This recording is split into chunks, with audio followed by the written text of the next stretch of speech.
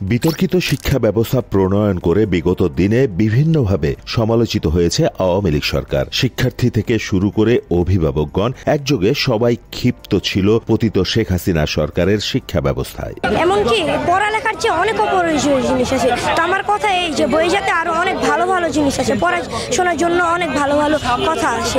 এইসব গল্প দিয়ে বই না ভরে কিছু ভালো কথা দিয়ে বই ভরা উচিত। আমাদের যে নতুন কারিকুলামের পাঠ্যপুস্তক আছে ওটাতে বেশিরভাগই ছক।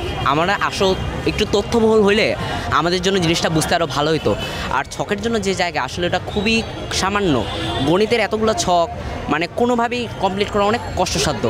তাছাড়া পাঠদানের সময় স্যারেরা অনেক সময় কনফিউজ হয়ে যায়, নিজেরাও এখনও কনফিউজ। আমার ছেলে ক্লাস 9-এ পড়ে, পুরা তো বরবাদ করে দিচ্ছে। 8 মাস কোনো লেখাপড়াই ছিল না। তারপরে এই যে এখন এই 2 মাস লেখাপড়া, এই যে নতুন যখন তত্ত্বাবধায়ক সরকার আসলো তারপরে শুরু হয়েছে আর কি আমাদের লেখাপড়া। দীর্ঘ দিন যাবৎ আমাদের ছেলেমেয়েরা ধর্মীয় শিক্ষা থেকে বঞ্চিত ছিল। প্রত্যেকটি ধর্মই প্রত্যেকটি বাচ্চাদের জন্য জানা জরুরি। ধর্মীয় জ্ঞান না থাকলে আমরা মনে করি কোনো ধর্মের লোকেই সঠিক পথে চলাফেরা করা সম্ভব নয়। শিক্ষার্থী অভিভাবকদের বাইরে দেশের সচেতন মহলও বিভিন্ন সময়ে নানা অসঙ্গতি তুলে ধরেছেন নতুন শিক্ষাক্রমের। ব্র্যাক ইউনিভার্সিটির সাবেক খণ্ডকালীন শিক্ষক আসিফ মাহতাব তাদের মধ্যে অন্যতম। শরীফার গল্প দিয়ে এই যে লেখা আছে, ছোটবেলায় সবাই আমাকে ছেলে বলতো, কিন্তু আমি নিজেই একসময় বুঝলাম আমার শরীরটা ছেলেদের মতো হলেও আমি মনে মনে একজন মেয়ে। পরীক্ষা ব্যবস্থা কার্যত তুলে দিয়ে মূল্যায়ন পদ্ধতির নতুন শিক্ষাক্রমে পাঠ্যপুস্তকেও ছিল বিতর্কিত অনেক অধ্যায়। পাঠ্য বইয়ের তেমনই একটা অধ্যায়ের নাম 7ম শ্রেণীর ইতিহাস ও সামাজিক বিজ্ঞান বইয়ের মানুষে মানুষে সাদৃশ্য ও ভিন্নতা নামক একটি অধ্যায়। এই অধ্যায়েরই একটি পাঠ্য বিষয়ের নাম শরীফার গল্প। 374 শব্দের এই গল্পে ট্রান্সজেন্ডার নিয়ে আলোচনা করা হয়। শরীফার গল্পর প্রধান চরিত্রের নাম দুটো, শরীফ এবং শরীফা। শরীফ আহমেদ এক সময়ে শরীফা আক্তার হয়ে যান, যিনি একজন তৃতীয় লিঙ্গের মানুষ। এই গল্পের নানা অসঙ্গতি তুলে ধরে প্রতিবাদ করেন আসিফ মাহতাব। সে যদি মেয়ে হয়, একটা ছেলে যদি মেয়ে হয় আর সে তাহলে তার বিয়ে হবে কার সাথে? ছেলের সাথে। তার মানে কি সমকামী? এই বছরের শুরুর দিকে জাতীয় শিক্ষক ফোরাম নামের একটি সেমিনারে এমন বক্তব্য দেন আসিফ মাহতাব। সেদিন ওই সেমিনারে শরীফার গল্পের পৃষ্ঠা ছিঁড়ে দেশজুড়ে ব্যাপক আলোড়ন সৃষ্টি করেন এই শিক্ষক। এই যে 2টা পাতা আছে শরীফা, ছিঁড়বেন।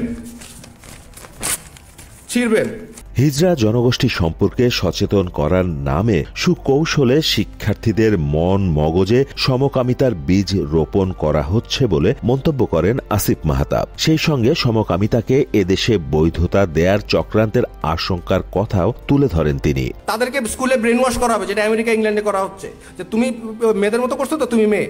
মুসলিম সংখ্যাগরিষ্ঠ এদেশে সমকামিতার স্থান নেই উল্লেখ করে দেশের নতুন শিক্ষাক্রম নিয়ে আক্ষেপ করেন আসিফ মাহতাব। সেই সঙ্গে পাঠ্য বইয়ে এমন বিষয় যুক্ত করাকে সমকামী হওয়ার প্রাথমিক স্তর হিসেবে ব্যাখ্যা করেন তিনি। প্রথম লূত আলাইহিস সালামের গল্প শুনি, তখন এটা বিশ্বাস করতে ইমানি দুর্বলতার কারণে অনেক কষ্ট হয়েছে। সেদিনের বক্তব্যে ইসলামের বিভিন্ন হাদিস তুলে ধরেও নিজের বিজ্ঞতার প্রমাণ দেন এই শিক্ষক। পশ্চিমা বিশ্বের শিক্ষা ব্যবস্থার আদলে দেশের শিক্ষাক্রম সাজালে বাংলাদেশে ধ্বংস হয়ে যাবে বলেও সতর্ক করেন আসিফ মাহতাব। এটা কিন্তু বাস্তবতা, এটা আইনটা পাশ হইলে আমরা ধ্বংস, আমরা শেষ। সমকামিতার বিরুদ্ধে এবং ইসলামের সপক্ষে যুক্তিসঙ্গত বক্তব্য দেয় দেশজুড়ে আলোচনায় চলে আসেন আসিফ মাহতাব। সাধারণ মানুষের সমর্থন পেলেও নিজ প্রতিষ্ঠান ব্র্যাক বিশ্ববিদ্যালয়ের রোষানলে পড়েন তিনি। বই ছেঁড়ার বিষয়টিকে ধ্বংসাত্মক ব্যাখ্যা দিয়ে তার সঙ্গে চাকরির চুক্তি নতুন করে না বাড়ানোর সিদ্ধান্ত নেয় বিশ্ববিদ্যালয় কর্তৃপক্ষ। আসিফ মাহতাব ব্র্যাক বিশ্ববিদ্যালয় থেকে চাকরিচ্যুত হওয়ায় দেশজুড়ে আবারও ব্যাপক সমালোচনা শুরু হয়। এমন সময় তিনি সামাজিক যোগাযোগ মাধ্যমে ব্র্যাকের পণ্য বর্জনের ডাক দিলে অনেকেই সেই প্রতিবাদে সামিল হন। আসিফ মাহতাবের প্রতিবাদের বিষয়টি নজরে আসে তৎকালীন শিক্ষামন্ত্রী মহিবুল হাসান চৌধুরী নওফেলেরও। তবে সমকামিতাকে উস্কে দেয়া শরীফার গল্পের পক্ষে সাফাই গান তিনি। গল্পে পরিবর্তন আনা হবে উল্লেখ করলেও ত্রুটি মানতে নারাজ ছিলেন সাবেক শিক্ষামন্ত্রী। যেহেতু একটা বিশেষায়িত ধর্মীয় বিষয়ে কোনো সংবেদনশীলতা আছে এবং থাকতে পারে এবং কিভাবে সেটাকে আমরা মিটিগেট করতে পারি সেই বিষয়তে ইতিমধ্যে আমরা একটা কমিটি করেছি। ইসলাম প্রিয় আসিফ মাহতাব পাবলিক স্পিকার হিসেবে আগে থেকেই বেশ জনপ্রিয় ছিলেন এবং সমকামিতার বিরুদ্ধে দাঁড়িয়ে আরও পরিচিত হয়ে ওঠেন। এরপর থেকে দেশ ও বিশ্বের নানা অন্যায় অবিচার নিয়ে সরব ভূমিকা রেখেছেন তিনি। গাজায় ইসরায়েলি আগ্রাসন শুরু হলে যুদ্ধ বিধ্বস্ত ফিলিস্তিনের পক্ষে দাঁড়িয়ে প্রশংসিত হন তিনি। দেশে সংগঠিত যে কোনো অন্যায়ের বিরুদ্ধে সোচ্চারও থাকেন এই শিক্ষক। ছাত্র জনতাকে সমর্থন দিয়ে জুলাই আগস্টের বৈষম্য বিরোধী আন্দোলনে রাজপথে ছিল তার সক্রিয় ভূমিকা। যৌক্তিক এই আন্দোলনে সমর্থন দেয় শিবির উপাধি দিয়ে ওই সময় ডিবি হেফাজতে নেওয়া হয় আসিফ মাহতাবকে। ছাত্র জনতার অভ্যুত্থানে আওয়ামী লীগ সরকারের পতনের পর ডিবি হেফাজত থেকে মুক্তি পান তিনি। বন্দী অবস্থায় রিমান্ডে নিয়ে তার উপর অমানসিক নির্যাতন চালানোর লোমহর্ষক বর্ণনা দেন আসিফ মাহতাব। 80-100 জনের মতো লোক ছোট একটা স্পেসে, মানে কেউ বসলে কেউ শয়, কেউ শুইলে কেউ বসে, একসাথে সবাই শোয়ার স্পেস নাই। ছাত্র আন্দোলনের সমর্থন দেয় সরকারের আক্রোশের শিকার হতে পারেন এমন আশঙ্কার কথা নিজের বোনকে আগেই জানিয়েছিলেন তিনি। নিয়েছিলেন সেই অনুযায়ী নানা প্রস্তুতিও। এবং এটা আমার ছোট বোনকে আমি শিখিয়ে দিই যে তুমি আমাকে ধরলে এই নাম্বারে, এই সব নাম্বারে ফোন দিবা। জুলুম অন্যায়ের বিরুদ্ধে সোচ্চার থাকার পাশাপাশি সমাজ সেবামূলক বিভিন্ন কর্মকাণ্ডের সঙ্গেও জড়িত আসিফ। 2012 সালে অন্য কথা নামে একটি সাংস্কৃতিক সংগঠন প্রতিষ্ঠা করেন তিনি। এই সংগঠনের মাধ্যমেই সমাজসেবামূলক বিভিন্ন কর্মযজ্ঞ পরিচালনা করেন আসিফ।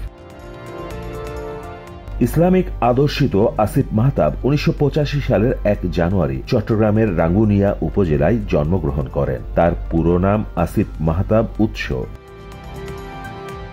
ইংরেজি মাধ্যমে পড়ালেখা করলেও অপসংস্কৃতিকে ধারণ করার বদনাম থাকলেও এক্ষেত্রে ব্যতিক্রম আসিফ মাহতাব। 2010 সালে ও লেভেল এবং 2012 সালে এ লেভেল পাশ করেন তিনি। তবে আদর্শকে বিসর্জন না দিয়ে নিজেকে গড়ে তোলেন একজন ধর্মপ্রাণ মুসলমান হিসেবে। এ লেভেল পাশ করার পর 2013 সালে ইংরেজি বিষয়ে নর্থ সাউথ বিশ্ববিদ্যালয়ে ভর্তি হন। সেখান থেকে 2017 সালে স্নাতক শেষ করেন তিনি। এরপর 2019 সালে স্কটল্যান্ডের ইউনিভার্সিটি অব গ্লাসগোতে স্নাতকোত্তর ডিগ্রিতে ভর্তির যোগ্যতা অর্জন করেন তিনি। 2020 সালে স্নাতকোত্তর সম্পন্ন করেন আসিফ মাহতাব। পরবর্তীতে ঢাকা বিশ্ববিদ্যালয়ের অধীনে গবেষণা করেন প্রতিবাদী এই ব্যক্তিত্ব। প্রতিবাদী ব্যক্তিত্বের জন্য তরুণ সমাজের কাছে আইকন হিসেবে নিজের জায়গা তৈরি করে নিয়েছেন আসিফ মাহতাব। সেই সঙ্গে চালিয়ে যাচ্ছেন দেশ সেবামূলক নানা কর্মকাণ্ড।